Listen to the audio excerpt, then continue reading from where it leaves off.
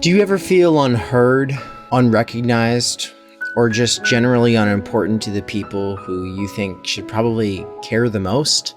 Like you can't even bring up something that's been weighing on your heart because every time you start to talk about it, the loved one changes the topic or interrupts you or is fidgeting around on their phone.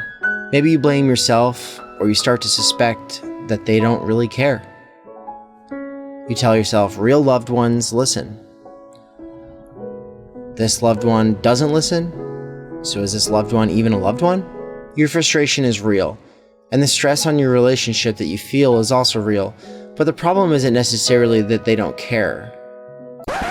Okay, of course it's possible that they don't care, but that's not what we're going to be focusing on here. For the sake of the argument, let's assume that they probably actually care, or think they care about you, but maybe they've developed some bad habits, okay? What if instead of you or your friends, the focus should be on the system itself? We live in a contextual world that influences and encourages certain behaviors while discouraging others. As subjects who live in the neoliberal phase of capitalism, we find ourselves online a lot. So what is this internet thing anyway? Sharing information, connecting with friends, buying things? The list goes on. But what makes the web possible? People pooling their knowledge and skills to enrich one another's lives? Yes, but we don't just do this in a free space. The spaces online are all made possible by platform capitalists. What are platform capitalists, you ask? Well, I'm glad you asked, because I just read a book about it by Nick Cernicek. Platform capitalism is where many of the world's most powerful businesses are not providing goods or services so much as platforms upon which others can then provide goods or services. Netflix, Uber, Google, Facebook, and Amazon are all distinct in that they are competing not to provide us with commodities so much as a monopolized platform where we can get what we want. What is it we want? Increasingly, distraction. Alongside, of course, recognition, connection, maybe a new dress or a video game. But what is it the company wants? Platform capitalists provide simulations of recognition, social capital lotteries, quick gratifications of curiosity, or other forms of distraction, almost always for free. Free? No, not for free. They do it in exchange for a newly discovered and incredibly powerful resource, data. But what is data? Well, I'm happy you asked, because it turns out data is not just information of any type. It's actually a less threatening word that stands for something a little more ominous. The recordings of human behavior that empower its analysts to track, predict, and engineer human society. We rely on things like electronic cards, internet accounts, codes, and mobile services, which can be shut off at any moment. Thus, the exercise of power no longer requires direct physical intervention. Instead, it can be exercised merely through the manipulation of flows of information. It is common for people to undermine the extent of this, but consider, for example, the fact that, at least in the US, your internet service provider collects your browsing data, and it is perfectly legal for them to sell it to both corporations and governments. The amount of US government requests for private Facebook data has been steadily increasing, with 34,000 requests in 2017. 85% of such requests were granted by Facebook, without requiring you to consent or even be informed about it.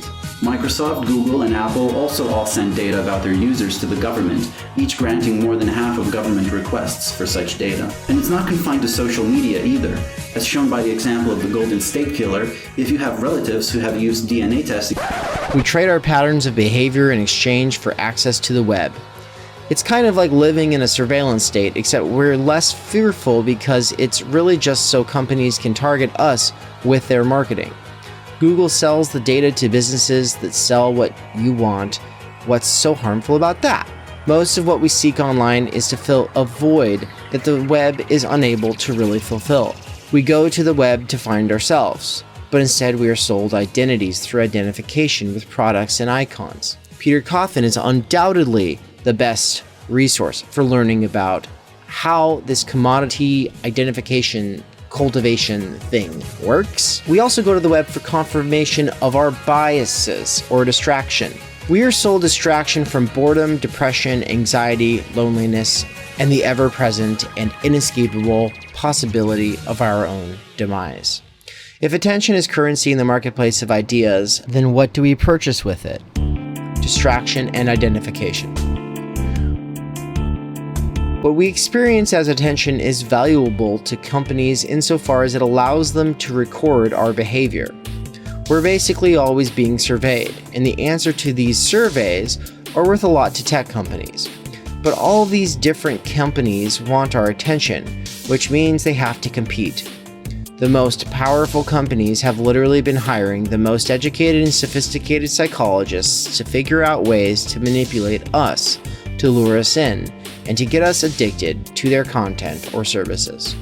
Entertainment made for immediate gratification of curiosity or relief from boredom is generally pretty superficial, composed of cheap thrills, trivial knowledge, or identification. Identification is the sense of, I am this. I am not that. I am this. I'm not that. Online, we are not in communities, but what Peter Coffin calls validation gangs, where the people we tend to associate with make us feel self-assured about our product choices. Oh, you like Fortnite? Me too! We should be friends! Oh, you love to hate Trump? Me too! We should be friends! But this kind of friendship is really just based on how you fill the void left by the absence of real relationships. Socializing as shopping for confirmation bias. I'm still excited by technology, but I believe, and I'm here to make the case, that we're letting it take us places that we don't want to go. Over the past 15 years, I've studied technologies of mobile communication, and I've interviewed hundreds and hundreds of people, young and old, about their plugged-in lives. Sherry Turkle is a psychologist and sociologist who spent the last 15 years or so studying the ways this media ecology affects human relationships. She went from being an optimistic advocate for technology to something of an alarmist. Her research, and the research she cites, claims the mere presence of a smartphone on a tabletop lowers the degree to which people commit to a conversation. How often do you reach for your phone while other people are talking? Even when the phone isn't present, we've been trained to expect immediate gratification of any and every passing interest. We expect immediate gratification of our curiosity, and the moment something ceases to interest us, we expect an immediate replacement to hold our interest. We expect, and so long as that is normally satisfied, we feel entitled to the continuation of that satisfaction. We feel entitled to constant entertainment and satisfaction of passing interests. The moment the person you're talking to ceases to fulfill these criteria, on to the next thing. Pick up the phone, change the topic. But real conversations happen over time. Real conversations get past the awkward moments. What happens when we're not getting past the awkward moments? What happens when we're avoiding vulnerability? What happens when we're perpetually fleeing boredom or angst as entitled consumers of distraction? Lots happens. We're going to focus on just a couple of those things though, because, well, there are limitations to the length of this video, and some of the other things that happen are themselves good enough for entire videos to talk about, and so we'll save those for other conversations. And if this is all interesting to you and you haven't clicked on the dang bell already beside the subscribe button, then do it, because otherwise the YouTube algorithm will bury me, and I will cease to exist for you. Don't let that happen. Do not let that happen. Solitude and solicitude. For now, let's focus on what Turkle calls the virtuous circle and how the attention economy and our gadgets impact it. The virtuous circle is between 2 points, solitude and solicitude. Those are fancy words for being with oneself and being with others. Solitude is not the same as being alone, isolated, lonely, or lost. It's also not the same as neglect. Solitude doesn't necessarily mean a lack of activity. You know you are experiencing solitude when what you are doing brings you back to yourself. The writer Susan Cain has persuasively argued that solitude is important for introverts and that introverts are a significant number among us. Solitude is important for everyone, including the most extroverted people. It's the time you become familiar and comfortable with yourself, and developing the capacity for solitude is one of the most important tasks of childhood, every childhood. It's the capacity for solitude that allows you to reach out to others and see them as separate and independent. You don't need them to be anything other than who they are. This means you can listen to them and hear what they have to say. This makes the capacity for solitude essential for the development of empathy. And this is why solitude marks the beginning of the conversation's virtuous circle. If you are comfortable with yourself, you can put yourself in someone else's place. Solitude is a fullness, not a lack. It's when you find yourself interesting, imaginative, creative, and reflective. Here, you build a continuous or chronological sense of self, confidence in oneself as interesting, and worthy of respect and recognition. In solitude, I learn I have something to offer others, and this enriches social contact with others.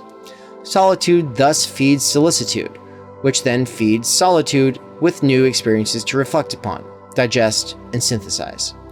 Turkle claims that this develops empathy. Once you know you have something to offer, you are less likely to posture, see others as threats or as mere mirrors for your own narcissistic self-interest. Once you've learned how to listen to yourself, you learn how to listen to others. But solitude doesn't come easily, and is instead developed over time as you learn to sit through the boredom, overcome the loneliness, and weather the anxiety. And this is where the virtuous circle breaks down. Afraid of being alone, we struggle to pay attention to ourselves. And what suffers is our ability to pay attention to each other. If we can't find our own center, we lose confidence in what we have to offer others. Or you can work the circle the other way. We struggle to pay attention to each other, and what suffers is our ability to know ourselves. We face a flight from conversation that is also a flight from self-reflection, empathy, and mentorship. But this flight is not inevitable. When the virtuous circle is broken, conversation cures. Martin Heidegger says that the kind of being unique to humans, Dasein, experiences a sense of incessant falling into superficiality. The movement of this falling comes from the reciprocally determinative process of idle chatter, pursuit of immediate distractions, and ambiguous or perpetually ironic and superficial exchanges.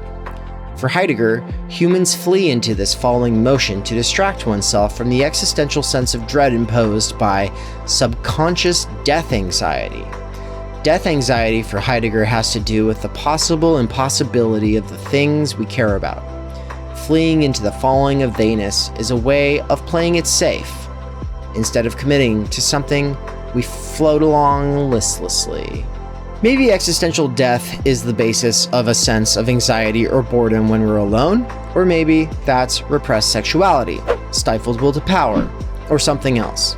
Either way, we have a huge motivation to flee being alone with oneself. Instead, we flee into distraction. Sherry Turkle claims studies show cell phones complicate this dynamic by undermining the likelihood that we will overcome boredom and discover ourselves creatively worthy of interest. If we don't find ourselves interesting, how do we expect others to find us interesting?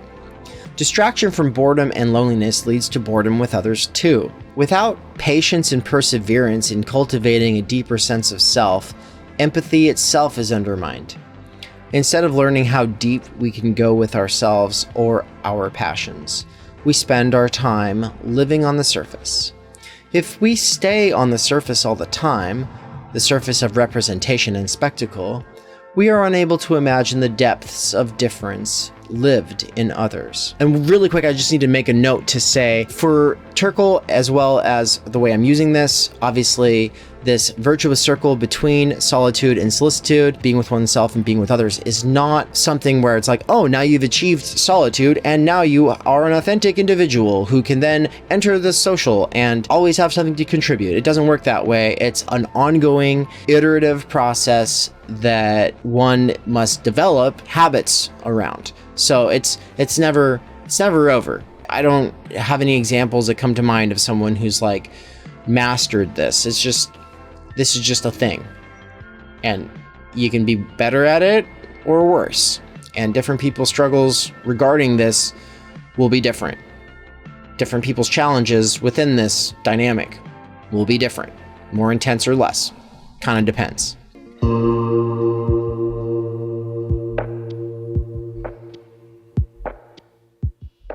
So why do elites in Silicon Valley, literally the ones conspiring on our attention and our ability to focus, ban cell phones in their own children's schools? Because it's addicting and undermines our ability to form healthier human attachments. Why don't they just focus on apps that better serve human well-being? 2 reasons. First, this is capitalism. So they have to focus on monopolizing power and prioritizing profit, or else they'll lose, because it's a sink or swim arms race to the top, and they benefit from addicted, entitled, and distractible consumers. Second, beyond the mere fact that this is capitalism, they are trying to provide a service to satisfy a need that is fundamentally undermined by capitalism itself. What does that mean, though? What human need? Sustained effort towards the development of familial, communal, and cultural belonging. Because our time energy in a week is fundamentally colonized by capital. Because profit is fundamentally the alienated extra time energy left over after a week's average work. Because capital stultifies our possibilities of self-directed and purposeful investments of time energy, we're left with time without energy or energy without time, which serves superficial and pathological attachment styles, not sustained effort towards relationship building practices. So yeah, we have a need, and capitalism tries to satisfy the need, but it can't, because it is a need created by capital in the first place. So even when the tech giants start to say, oh my god, we feel kind of bad about what we've done, we need to make this platform a little less addicting and noxious, we'll still be over here like, so why am I so precarious and alienated still? And the answer will be this goddamn system. I am not proposing we interrogate the system so we can simply blame everything on a system that is too large to change. Yes, we need to rewire the system itself to stop producing such a culture of distraction, to stop preying on our weaknesses, etc. But what about immediately? What should we do now? As an individual person who wants to build more meaningful relationships, what can you do? One thing you might think about doing is to try sharing this video and saying that it's something that you've been feeling, and if other people are feeling it, they should reach out to you, and maybe you could go out for coffee and have a conversation about it. Another thing you could do before trying to reach out for contact with other people is do a little bit more self-care. And in that self-care, don't bring your phone. See about spending your time writing poetry or in a journal or painting or meditating or nature walking, or there's all sorts of different ways of doing this. And I'm not saying that one is necessarily better than another, but I do think one that you might be interested in is actually reading people who talk about and research stuff like this. I'm holding Sherry Turkle's Alone Together. She also wrote a book called Reclaiming Conversation. I don't own a copy of it. It's on Audible though, and I've listened to it there a couple of times. And I think that learning to read and exercising your reading comprehension, which means always kind of taking on challenges that are difficult to focus on, is part of learning how to listen. And listening comprehension itself is kind of what we're talking about. If people have lost the ability to listen to anything that they're not immediately interested in, then perhaps a part of pushing back against that tendency is learning how to read again. Maybe if you learn how to read, you will learn how to follow a lengthier chain of thought that is necessary for getting into the deeper territory also of following someone down where they are at, learning to see things the way they're seeing it, and understanding where they're coming from. Your friends care about you, so let them know that you feel like the distraction that pervades society today is undermining your ability to build relationships or feel heard. Ask them to be more conscious of this. Ask them to commit to focusing on one another when you're together. Maybe try to tell your friends you've noticed everyone seems so much more distracted and unheard. Ask if they've noticed this. Ask if they feel it. Either way, tell them you want to commit to focusing more on one another when it comes time to share important time. Tell people you're committed to giving attention to the people you're with and ask them to do the same. Finally, one practice I've found useful is what Sherry Turkle calls the 10-minute rule. If you're in a conversation and the other person is boring, or if it's gotten awkward and you're sitting here reaching for your phone and you're going to start doing stuff on there, wait. Be as patient with that other person as you would hope that they would be with you, and instead focus on them, even if they're messing around on their phone. Be present to them and give it 10 minutes. The reason, I guess 10 minutes is an arbitrary number, but there's something to it. If you can push past the initial awkwardness, if you can push past the initial boredom, you might be surprised what you find on the other side. People have depths. Hidden depths to themselves, and our consumer entitlement that has been inculcated by this noxious system gets in the way of us opening ourselves to that part of the other person that is deeper than whatever it is we're looking to fulfill our own passing interest.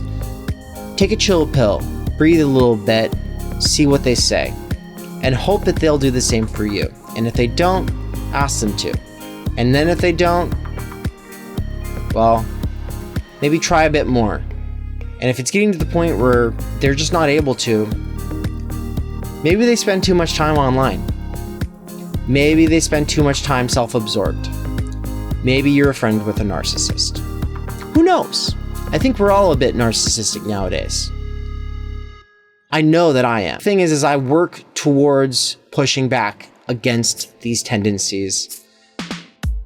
I think that we can all always practice a little bit more of that before this goddamn system robs us of whatever humanity we have left.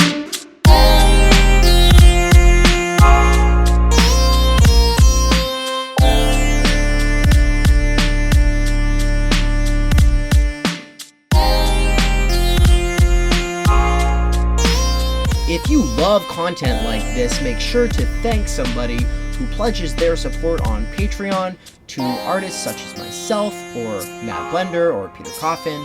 We all have to pay bills, and those small pledges really free up a lot of time, energy, and attention for bigger projects like this. Thank you.